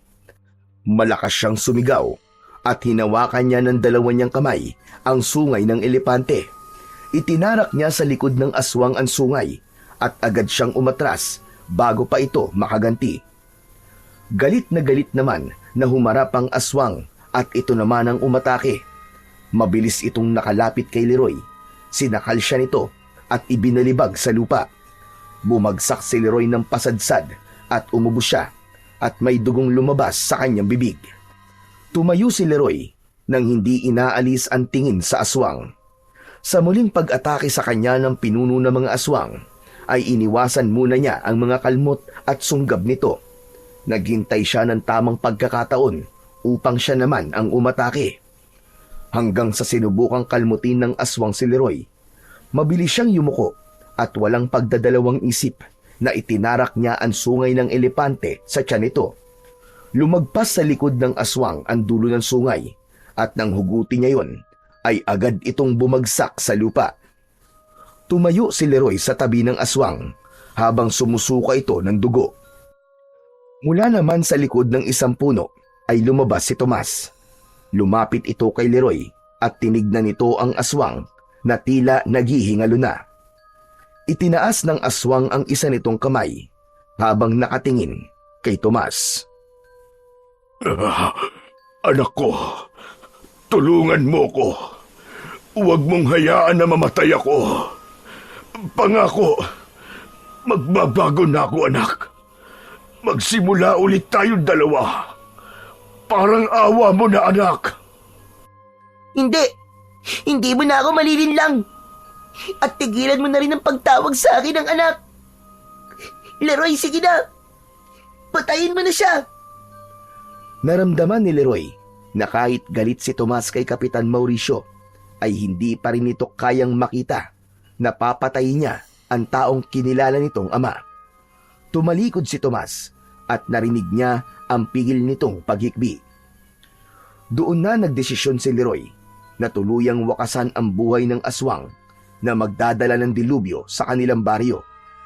Mahigpit niyang hinawakan ang makapangyarihang sungay ng elepante at walang pag-aalinlangan na itinarak niya yon sa tapat mismo ng puso ng aswang. Napasinghap ang aswang at matapos yun ay tuluyan na itong nawalan ng buhay. Nilapitan at niyakap ni Leroy ang umiiyak na si Tomas. Tomas, tapos na. Wala na siya. Malaya ka na. At malaya na rin ang baryo natin mula sa banta ng mga aswang. Kumalas si Leroy sa pagkakayakap sa kaibigang si Tomas nang makita niyang palapit sa kanila si Tatang Goryo. Huminto ito sa harapan nilang dalawa. Binabati kita sa tagumpay mo, Leroy. Pinatunayan mong hindi ako nagkamali sa pagpili sa'yo. Salamat po sa tiwala niyo, Tatang Goryo. Ito na po pala ang sungay ng elepante. Ibinabalik ko na po ito sa inyo dahil tapos na po ang misyon ko sa baryong ito. Umiling si Tatang Goryo at hindi nito kinuha ang sungay ng elepante. Hindi na, Leroy. Sige na. Sa'yo na yan. Ikaw na ang bagong tunay na tagapangalaga ng sandatang yan. Pakaingatan mo yan at huwag mong hahayaan na mapunta yan sa maling kamay. Naniniwala ko na hindi pa ito magiging huli mong pakikipaglaban sa kampon ng kadiliman. Yun na ang huling gabi na nakita ni Leroy si Tatang Goryo. Ilang araw ang lumipas ay may mga empleyado ng isang ahensya ng gobyerno ang tumulong kina Leroy at Tomas na madala sa bahay ampunan sa lungsod. Doon ay natutunan nilang maging masaya muli.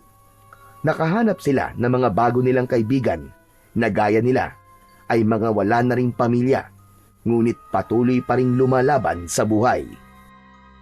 Uluyan na ring ibinaon ni na Leroy at Tomas sa limot ang nangyari sa kanila sa baryong pinanggalingan nila.